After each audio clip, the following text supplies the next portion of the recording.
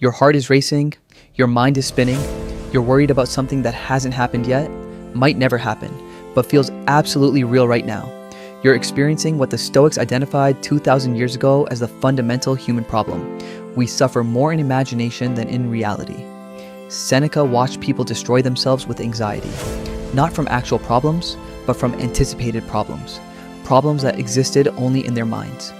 And he developed a technique that modern psychology is now rediscovering: negative visualization. But before we get to the technique, we need to understand what anxiety actually is. Because most people fight anxiety wrong, which makes it worse. Anxiety is your brain's prediction system gone haywire. Your brain's job is to keep you alive by predicting threats. It runs scenarios. What if this goes wrong? What if that happens? What if people judge me? What if I fail? This was useful when threats were physical, when you needed to worry about predators and poisonous plants. But your brain hasn't updated its software. It's still running threat prediction constantly, but now it's predicting social threats, economic threats, hypothetical threats that might never materialize. And here's the problem. Every time you engage with these thoughts, every time you try to solve the hypothetical problem, you're reinforcing the pattern. You're teaching your brain that these thoughts are important, that they deserve attention, that they're real threats. The Stoics had a completely different approach. Instead of fighting anxiety or trying to eliminate it, they used it. They transformed worry into preparation. Marcus Aurelius would wake up and deliberately imagine everything that could go wrong that day: his advisors betraying him, his army losing battles, his children dying, the empire collapsing, everything. He called this premeditatio malorum, the premeditation of evils. Sounds dark, right? It's actually brilliant, because here's what happens when you deliberately imagine the worst. You stop being afraid of it. You've already faced it mentally. You've already processed the fear, and you've survived it. Your brain can't tell the difference between a real experience and a vividly imagined one. The same neural pathways activate, the same emotions process. So when you deliberately imagine a feared outcome and imagine yourself handling it, you're literally training your nervous system to handle it. But there's a crucial difference between Stoic negative visualization and anxious rumination. In rumination, you imagine bad things happening to you and you're a victim. Passive, helpless, overwhelmed. In Stoic visualization, you imagine bad things happening and you imagine your response. Active, capable, handling it with wisdom and virtue. Seneca lost everything multiple times. Exiled, imprisoned, eventually forced to commit suicide. But he wrote about these experiences with remarkable calm. Why? Because he'd already lived through them mentally. He'd already prepared himself. When the actual events happened, they were almost anticlimactic. He'd already done the emotional work. Here's the practice. Every morning, spend 10 minutes imagining what could go wrong today. But not just imagining the problem. Imagining yourself handling it.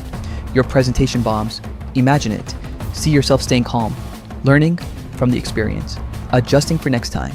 Moving forward. Your client says no. Imagine it. See yourself thanking them for their time. Looking for the next opportunity. Not taking it personally. You get sick. Imagine it. See yourself resting. Recovering. Adjusting your plans. Practicing patience. Someone criticizes you harshly. Imagine it. See yourself listening calmly. Considering if there's truth in it. Letting go if there isn't. What you're doing is inoculating yourself against fear. You're removing the shock value from negative events. You're proving to yourself mentally that you can handle things before they happen. But the technique goes deeper. Epictetus taught his students to distinguish between three categories of things. Things entirely within their control, things partially within their control, and things entirely outside their control. Most anxiety comes from trying to control things outside your control. You worry about whether you'll get the job, whether people will like you, whether the economy will crash, whether your health will fail. None of these are within your control. You can influence some of them, but you cannot control them. And every moment you spend worrying about them is wasted energy. The Stoic practice is radical acceptance of what you don't control, combined with total responsibility for what you do control. You don't control whether you get the job, but you control how well you prepare, how you show up, how you handle rejection if it comes. You don't control whether people like you, but you control whether you act with integrity, whether you're kind, whether you're honest, whether you like yourself. This distinction is liberating because most of your anxiety evaporates when you stop trying to control the uncontrollable, when you focus exclusively on what's actually within your power. Marcus Aurelius wrote, "You have power over your mind, not outside events. Realize this and you will find strength." This isn't just philosophy. This is the actual cure for anxiety. Your mind is constantly generating thoughts. That's what minds do, but you control whether you engage with those thoughts, whether you believe them, whether you act on them.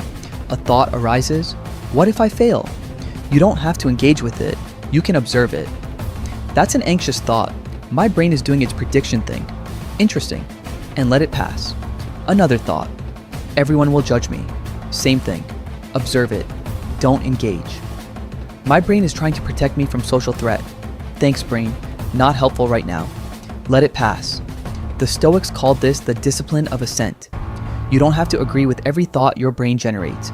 You can choose which thoughts get your attention and which ones you dismiss. This takes practice. Your brain has been running these patterns for years, maybe decades. You've reinforced them thousands of times. They're neural superhighways. You can't eliminate them overnight, but you can start building new pathways. Every time you notice an anxious thought and choose not to engage with it, you're weakening the old pathway and strengthening a new one. Every time you redirect your attention from what you can't control to what you can, you're training your brain differently. Seneca had a student who was terrified of poverty. Seneca told him, practice being poor. Once a month, dress in cheap clothes, eat simple food, sleep on a hard floor, not to punish yourself, but to prove to yourself that you'd be okay. The student did it, and he discovered that being poor wasn't nearly as terrible as fearing being poor. The actual experience was manageable. The anticipatory anxiety was worse than the reality. This is true for almost everything you fear. The anticipation is worse than the event. The worry is more painful than the outcome. Your imagination of suffering exceeds actual suffering almost every time. So the Stoic move is to experience what you fear when possible. In controlled doses, take the cold shower you're dreading. Have the difficult conversation you're avoiding. Start the project you're scared to fail at. Not recklessly, thoughtfully, but do it. Because action is the antidote to anxiety. When you act, you prove to yourself that you're capable. When you avoid, you reinforce that you're not. Your challenge? Tonight, write down the 3 things you're most anxious about right now. Then, for each one, answer these questions. Is this within my control? If yes, what's one action I can take? If no, what do I need to accept? Then, imagine the worst case scenario for each, really vividly, and imagine yourself handling it. Not perfectly, just handling it. Moving forward, surviving, learning, growing. Do this every night for a week. Watch what happens to your anxiety.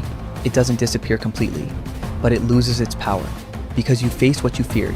You've survived it mentally, and your nervous system has learned that you're more resilient than you thought. The Stoics weren't anxiety-free, they were human. They felt fear and worry like everyone else, but they didn't let it control them. They didn't let it stop them. They used it as information, as motivation, as fuel for preparation. You can do the same. Not by eliminating anxiety, but by changing your relationship to it, by accepting what you can't control, by acting on what you can, by facing what you fear, by proving to yourself over and over that you're capable of handling whatever comes. This is the Stoic cure for anxiety. Not positive thinking, not avoidance, not distraction, but clear thinking, deliberate preparation, and courageous action. It worked 2,000 years ago. It works now. It will work for you.